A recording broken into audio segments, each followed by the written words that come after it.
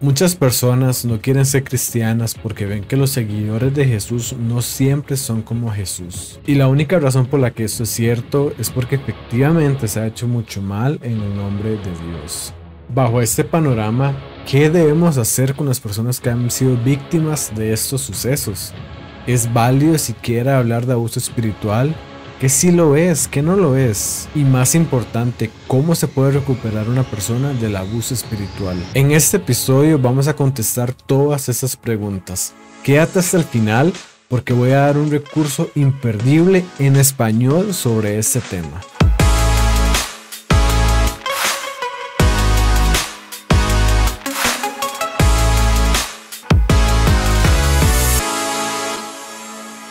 Cuando hablamos de abuso espiritual, hay dos errores que se pueden cometer y dos errores graves que se pueden cometer. El primero es decir que nada es abuso espiritual y por el contrario, el segundo es decir que todo es abuso espiritual. Voy a empezar con el primero. El primer gran error que podemos decir es de que nada es abuso espiritual, ¿verdad? Con eslogans como no, es que esta es una generación de cristal, de que usted simplemente siga adelante, ¿verdad? Usted trágueselo, siga adelante y demás. Pensemos con otros tipos de abusos, como abusos físicos, abuso sexual y demás. Pensemos el gran daño que se daría a una persona que ha sufrido legítimamente un abuso en alguna de estas áreas. ¿Qué gran daño podemos hacer si nada más le decimos, no, usted nada más trágueselo y siga adelante, ¿verdad? O no, es que usted se pone eso porque es una generación de cristal. Debemos ser sumamente cuidadosos con esto, porque lo más peligroso es que si nosotros hacemos esto, le estamos dando un pase libre, es decir, estamos permitiendo que la persona que hizo estas malas acciones siga como si nada. Y eso está en total contradicción a lo que Jesús hizo y nos mandó a hacer. Cuando hay efectivamente un caso de abuso espiritual, nosotros debemos decirlo como lo es. Sin embargo, no debemos sobrecompensar. A menudo la verdad se encuentra en la atención de una postura balanceada y no en la comodidad de ambos extremos. Es falso que nada es abuso espiritual de la misma forma en que es falso que todo es abuso espiritual. Abuso espiritual no es que no me gustó cómo me miraron, ¿verdad? O no es simplemente estoy en desacuerdo con el liderazgo.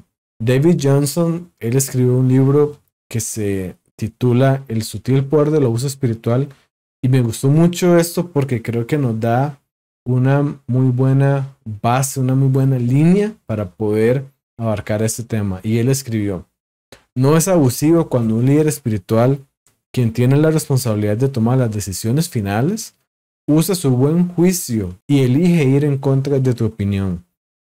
Es abusivo, sin embargo, si el punto de vista opuesto de alguien se utiliza para devaluar la espiritualidad de una persona.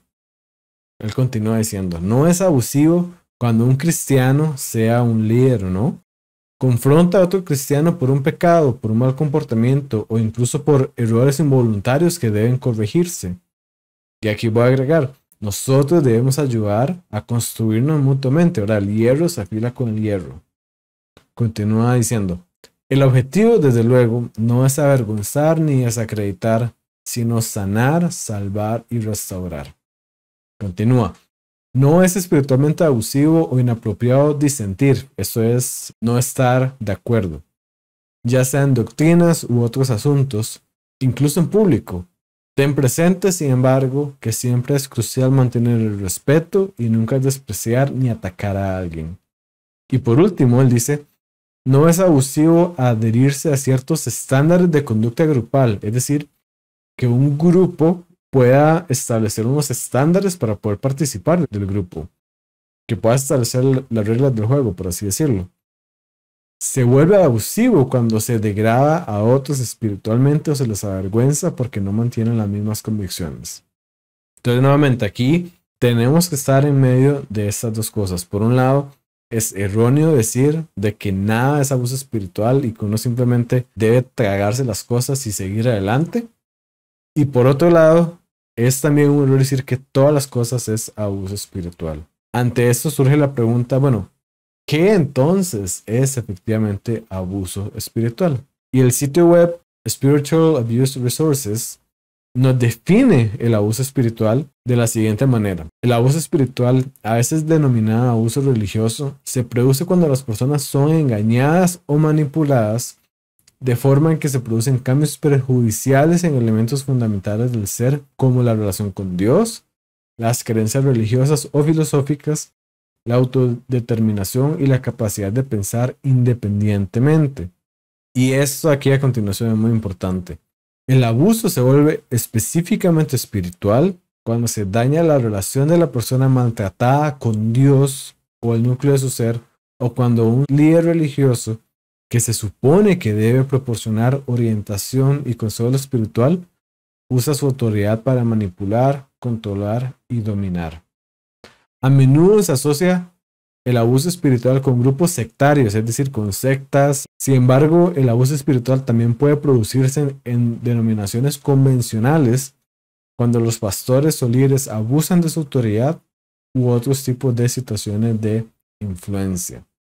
Entonces aquí podemos ver ahora sí una característica, una definición, entendiendo que igualmente el abuso espiritual es algo complicado de definir, pero a modo de introducción, esto nos puede dar una buena luz para seguir adelante. Y es que el abuso espiritual es cuando las personas son engañadas o manipuladas de tal forma que se producen cambios en su ser tan profundos como la relación con Dios, las creencias religiosas, y especialmente cuando un líder religioso, quien en teoría y bajo su mandato bíblico debe proporcionar orientación y consuelo espiritual, en realidad usa su autoridad para manipular, controlar y dominar.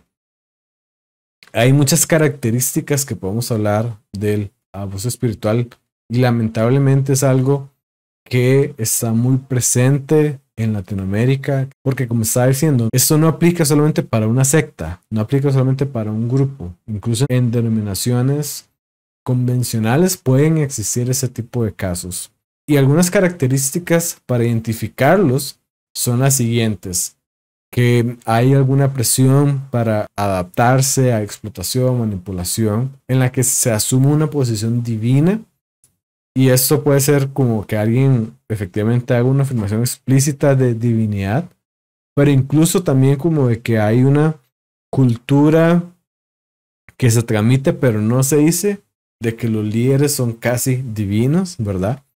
Que se busca ejercer el control mediante el mal uso de las escrituras, que hay censura en la toma de decisiones, que hay aislamiento de alguna forma como medida de castigo y superioridad y elitismo. Estas características y más las proveen la doctora Lisa Oakley y Justin Humphreys en su libro Escaping the Maze of Spiritual Abuse. Voy a ir a algunos efectos que produce esto y también al final voy a terminar con algo de esperanza, ¿verdad? Que es qué podemos hacer al respecto. Lamentablemente, el abuso espiritual y lo que yo me he encontrado, lo que dicen las personas expertas en el tema, es que eso tiene consecuencias muy profundas en la vida de las personas. Eso puede causar que la persona encuentre mucha dificultad para confiar no solamente en una comunidad religiosa, sino también en ella misma. Por ejemplo, la persona puede decir, no, si yo estuve en esta comunidad religiosa y pasó esta situación, ¿verdad? Y hubo un abuso de esta forma, ¿cómo yo puedo confiar en otra comunidad religiosa? ¿Verdad? ¿Cómo yo puedo exponerme otra vez a esto? E incluso también hay una gran dificultad para confiar en uno mismo, porque la persona puede muy bien pensar y decir, yo no lo vi venir esta vez. Yo no pude darme cuenta, quizás yo no pude salir a tiempo, quizás yo no pude reaccionar a tiempo. ¿Cómo puedo saber que lo puedo hacer en el futuro?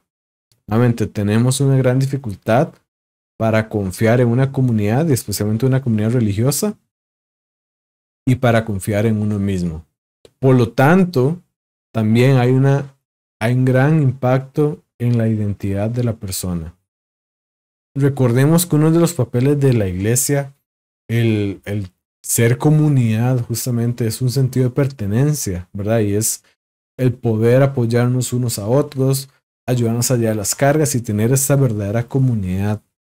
¿Qué pasa entonces cuando en una comunidad se presenta un caso de estos? Efectivamente, eso afecta mi sentido de comunidad, mi sentido de pertenencia y finalmente puede afectar el sentido de identidad que yo tengo. Como si fuera poco, esto también puede tener un gran impacto en la fe de la persona, que incluso en muchos casos lamentablemente se llega a perder la fe, porque la persona puede sentir que no sabe qué creer. Puede ser que la persona diga, si estas personas que son el reflejo de Dios se comportaron de esta forma, ¿cómo puede ser Dios? O yo no puedo confiar en Dios. O Dios quizás sabía que esas cosas estaban pasando, pero no hizo nada. Aquí quiero hacer una aclaración porque soy consciente que desde un punto de vista lógico, las prácticas de las personas no invalidan las afirmaciones que están diciendo. Podemos saber que algo es verdad independientemente de que la persona sea un hipócrita. Sin embargo, emocionalmente es un proceso totalmente distinto y por esa razón es que Jesús, la Biblia, no nos manda solamente a hablar la verdad, nos manda a vivirla. Y cuando nosotros como cristianos fallamos en esto, es cuando podemos también producir muchos males muy profundos en la vida de las personas. Entonces puede dar un gran impacto en la fe, incluso la pérdida, hay un gran impacto emocional y muchas veces es necesario llevar un proceso al respecto para poder salir de ese tema. Ahora, voy a dar 4 pistas que pueda hacer una persona que efectivamente ha vivido abuso espiritual.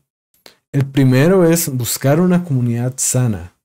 Pero al final de cuentas somos seres relacionales y ocupamos estar en comunidad.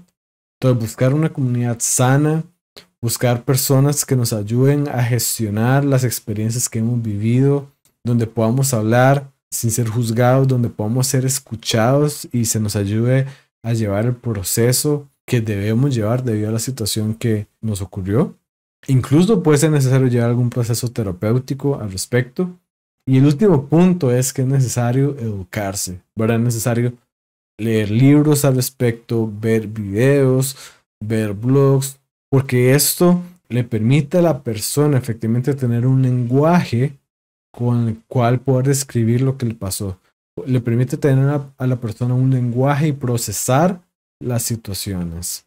Y no solo esto, también las personas que acompañamos a personas que han sufrido abusos de espiritual, ocupamos educarnos, ocupamos también ver cómo nosotros podemos ser buena ayuda, cómo nosotros podemos ser un soporte en medio del proceso y poder ser un verdadero amigo, como nos habla Proverbios.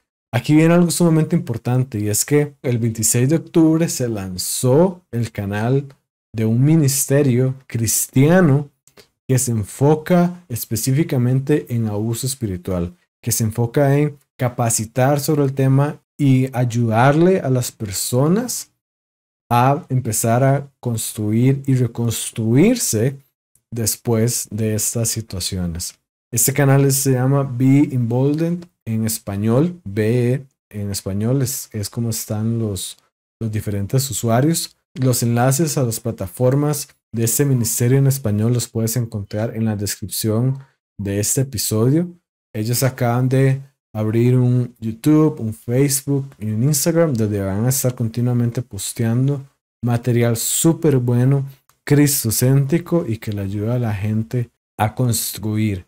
Y eso es algo muy importante porque lamentablemente cuando una persona fue víctima de abuso espiritual es mucho más fácil, en lugar de reconstruir su fe, nada más alejarse de ella. Y hay muy pocas voces en este momento que nos ayudan a efectivamente construir y reconstruir nuestra fe después de esas situaciones de una forma tanto bíblica como también terapéuticamente correcta con toda la información necesaria. Así que te invito de una vez a que empieces a seguir estas redes, a que empieces a suscribirte a ese canal de YouTube para que puedas estar interactuando con el contenido que ellos suben. Está en español, es un ministerio que está haciendo un gran esfuerzo para tener contenido disponible en español. Y te aseguro que no hay un otro ministerio en español de esta forma y con la gran cantidad de la experiencia que ellos tienen. Así que, sin más, nuevamente la invitación a seguir las redes de Be Emboldened en español, que el link está en la descripción de este episodio, y que nos ayudes a compartir y a difundir